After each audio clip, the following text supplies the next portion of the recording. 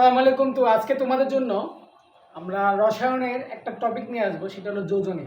তো এই টপিক নিয়ে কিন্তু এইচএসসি লেভেলের এবং এইচএসসি লেভেলের কিন্তু অনেকের সমস্যা হয়ে থাকে। অনেকে আমাকে বলছে ভাইয়া আসলে যোজনী নিয়ে কিন্তু একটা টপিক নিয়ে একটু আলোচনা করতে। তো আমরা আশা করি দেখি তাহলে যোজনী ব্যাপারে তাহলে বুঝি তাহলে যোজনী আসলে কি। আমরা পড়বো ভাইয়া আমরা পড়বো তো যোজনী। কি পড়বো ভাইয়া বলো তো? যোজনী। ভাইয়া যোজনী মানে কি জানো? একটি পরমাণুর সাথে অন্য একটি পরমাণুর একটা যুক্ত হওয়ার সামর্থ্য। কি বললাম? একটি পরমাণুর সাথে আরেকটা পরমাণুর যুক্ত হওয়ার সামর্থ্য। মনে করো সোডিয়াম একটা পরমাণু, তাই না ভাইয়া? সিঙ্গেল মানে কি বলছিলাম? আমি বলি সিঙ্গেল মানে কিন্তু পরমাণু। আমি বলি সিঙ্গেল মানে কি ভাইয়া? পরমাণু। মানে কি পরমাণু ইংলিশ নাম কি বলতো? অ্যাটম। কি নাম? অ্যাটম। আর ডাবল মানে কি বলতো? ডাবল মানে তোমার হচ্ছে অণু। যেমন ভাইয়া ধরলাম যে দেওয়া আছে, মনে করো আমরা সিঙ্গেল মানে মনে দেওয়া আছে ধরলাম হাইড্রোজেন, আর অণু হিসেবে যদি ধরি আমরা ধরি H2। বুঝতে পারছো? তাহলে আমরা তাহলে বলি সিঙ্গেল মানে কি আমরা বলি পরমাণু, আর ডাবল মানে অণু। ঠিক আছে?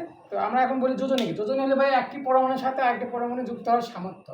ভাইয়া ধরলাম সোডিয়াম ক্লোরাইড। কি করছেন ভাইয়া? Sodium chloride. হ্যাঁ দেখ কেন? দেখো সোডিয়াম ক্লোরাইড কি দেয়? প্লাস দেয় না, আর ক্লোরিনকে মাইনাস দেয়। প্লাস মাইনাস অবশ্যই আকর্ষণ আছে, তাই না?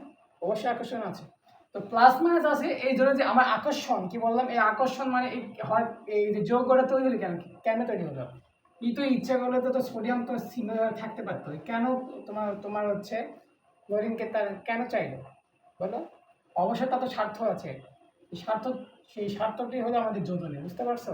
কারণ এই সোডিয়ামের যোজনী 1, ক্লোরিন যোজনী 1। এই 1 পরে আমাদের লেখা হয় না। বুঝতে পারছো? একটু আগে বললাম যে একটি পরমাণুর সাথে আরেকটি পরমাণু যুক্ত হওয়ার সামর্থ্য।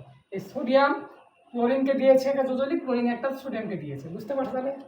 আচ্ছা, তো আমরা এই যোজনী ব্যাপারে কিন্তু অনেক ঝামেলা আছে। বুঝতে পারছো? যেমন যোজনীকে বললাম যে একটি পরমাণুর সাথে আরেকটি পরমাণু যুক্ত হওয়ার সামর্থ্য। আর যোজনী কয় প্রকার জানো? একটা তোমার হচ্ছে পরিবর্তনশীল। কি বললাম? পরিবর্তনশীল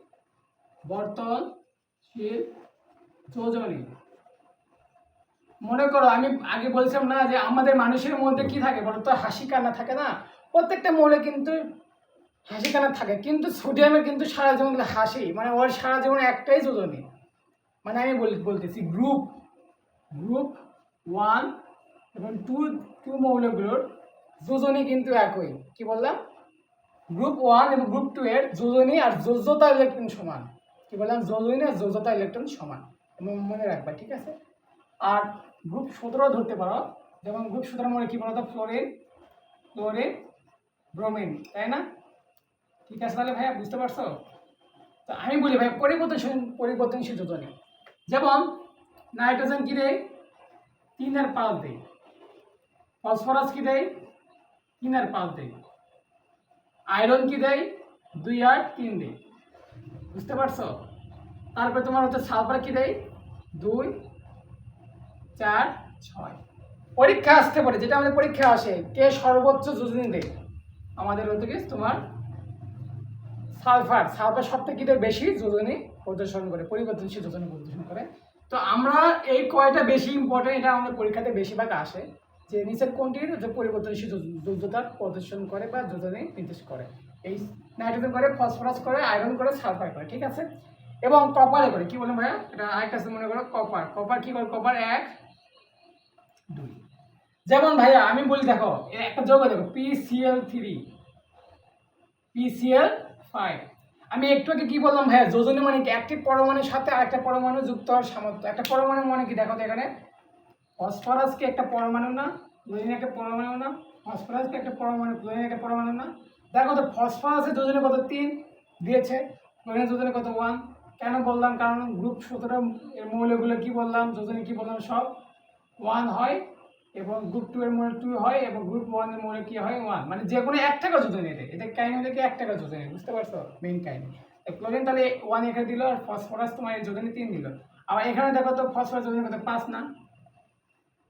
এখানে দেখো 3 না? বুঝতে পারছো? তাহলে ক্লিয়ার আশা করি। তাহলে আমরা এই পরিবর্তনশীল যোজনী মানে ব্যাপারে কিন্তু বুঝতে পারলাম। আরো যোজনী আছে, সেটা হলে আমাদের বলবো, সেটা হলো কি আমরা সক্রিয় যোজনী। কি বললাম? সক্রিয় যোজনী। কি বললাম? আমরা বলবো সক্রিয় যোজনী। সক্রিয় যোজনী কি জানো? আচ্ছা দেখো, আমরা সক্রিয় যোজনী, সক্রিয় সক্রিয় যোজনী কি জানো? যৌগ দিয়ে বুঝবো। কি বলে ভাইয়া? যৌগ দেখে বুঝবো। দেখো তো কি বললাম ভাই? দেখো PCl3 না বললাম না? তাহলে এখানে ফসফরাসের যোজনী কত ভাইয়া? 3 না? কত ভাই? 3। মানে যৌগ দিয়ে বুঝতে পারছি, তাই না? আচ্ছা, আরেকটা টপিক আছে যোজনী ভাই, সেটা হলো সুপ্ত যোজনী, যেটা আমাদের পরীক্ষাতে, এসএসসি পরীক্ষাতে, এমনকি ইন্টার লেভেলের পরীক্ষাতে আমাদের, এমনকি অ্যাডমিশনে কিন্তু আমাদের এটা পরীক্ষা আসে। বুঝতে পারছো? যেমন বললাম কি সুপ্ত যোজনী। কি বললাম ভাইয়া? সুপ্ত সুপ্ত যোজনী। সুপ্ত যোজনী কি জানো? সুপ্ত যোজনী হলো তোমার সর্বোচ্চ যোজনী, যোজনী বিয়োগ সক্রিয় যোজনী। কি বললাম? সক্রিয় যোজনী। ভাই আমি যদি বলি ভাই সালফার হেক্সাফ্লোরাইড, কি বললাম? সালফার হেক্সাফ্লোরাইড, সালফারের সুপ্ত যোজনী কত? সালফারের, আমি ধরলাম সালফার হেক্সাফ্লোরাইডের সুপ্ত যোজনী কত? বলো ভাইয়া। সালফার কি বললাম? সর্বোচ্চ যোজনী না 2, 4, 6। সূত্রকে সুপ্ত যোজনী, সর্বোচ্চ যোজনী বেগ সক্রিয় যোজনী। সর্বোচ্চ যোজনী কত ভাইয়া? 6 না? 2, 4, 6 মানে সর্বোচ্চ যোজনী কি দেয়? 2, 6 দেয়। সক্রিয় যোজন কি বলছিলাম? যৌগ দিকে বুঝবো। যৌগ দিকে দেখো কয়টা দিয়েছে? 6টা না? 6 বিয়োগ 6। তাহলে তাহলে সালফার হেক্সাফ্লোরাইডে তাহলে কত যোজনী হলে সুপ্ত যোজনী? 0। ঠিক আছে? ক্লিয়ার? এবং তাকে বলি iron ferrous chloride, ferrous chloride. দেখো তো ভাই, আমরা আয়রনের যোজনী কত ভাই তোমার আছে? তোমার সর্বোচ্চ যোজনী 2 আর 3 না? তাহলে সর্বোচ্চ যোজনী তোমার 3 না? আর এখানে যৌগ দিয়ে কি বুঝবো? সক্রিয় যোজনী বুঝবো না। তাহলে সক্রিয় যোজনী কত তোমার হচ্ছে? এর হইতেছে 1 না? না সরি 2 না? তাহলে এর সুপ্ত যোজনী কত? 1 না? তো আশা করি আমি আসলে বেসিকটা কিন্তু গুছিয়ে দিয়েছি তোমাদের। বুঝতে পারছো? তোমরা এখন গাইড বার করবে এবং ধুমাইয়া সলভ করবা। আশা করি তোমরা এই টপিক নিয়ে কোনো ঝামেলা হবে না। আশা করি পরে লেকচারে দেখাবে। আসসালামু আলাইকুম।